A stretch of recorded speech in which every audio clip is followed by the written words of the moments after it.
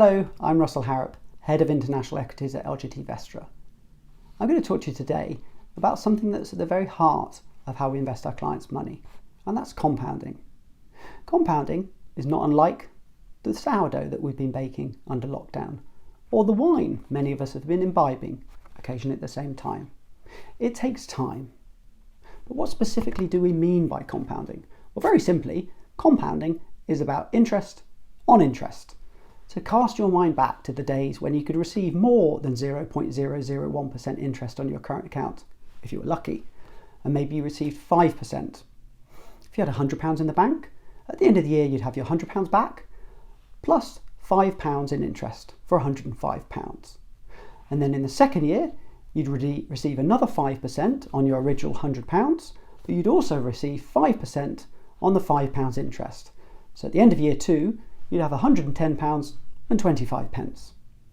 Now that 25 pence doesn't sound like very much, but if you push this forward, and particularly if the interest rates go up, what you find is the amount of money you have at the end of the period is dominated by the interest on the interest portion, rather than just the original capital amount. If you're already a bit confused, don't worry. Compounding is something that makes all human brains freeze over, including mine. So I've used my trusty friend Excel to work through a few examples for you to show the whole thing even more clearly. Now imagine you have £100,000 and you invest it in a stock that goes up 7% per annum over 20 years. How much do you think that would be worth at the end of that 20-year period? Well, at the end of that period, your £100,000 will have become £387,000, so nearly 4 times your money. Now what if the annual return had been 10% per annum? Then how much would your £100,000 have become over 20 years? £672,000. Pretty impressive, hey? Almost 7 times your money over that 20-year period. Now what about if we push it forward even more? Make it rather than 20 years, 30 years. Then how much would your £100,000 have become? Well, £100,000 at a 7% return over 30 years would become, there you see it, £761,000. Now you're impressed, aren't you? Nearly 8 times your money over 30 years from a 7% return. But hold your sense of wonderment. Let's assume you were lucky enough to get a 10% return over the whole 30-year period. What then do you think your £100,000 would have become? Amazing. £1,745,000.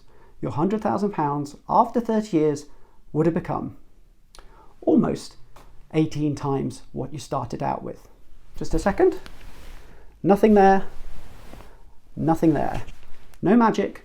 That was just the maths at work. Astonishing. Now, one thing to be aware of is that things can go up or down for many good reasons, many bad reasons, or no reason at all. In fact, the father of value investing, Benjamin Graham, said way back in 1934 that in the short term, the market, meaning the stock market, is a voting machine, but in the long term, it's a weighing machine. So let's have a look at an example of what we mean by that. So take this as an example. The share price has gone from here down to here. There's no scale, but let's assume it's a significant fall. We need to decide, with clients' money, what's happened at this point. Is this just the market voting? i.e. is there something short-term that's not relevant to our long-term view on the company? Or has something significant happened? Because it could be an opportunity to own more of the company and potentially make an even better return.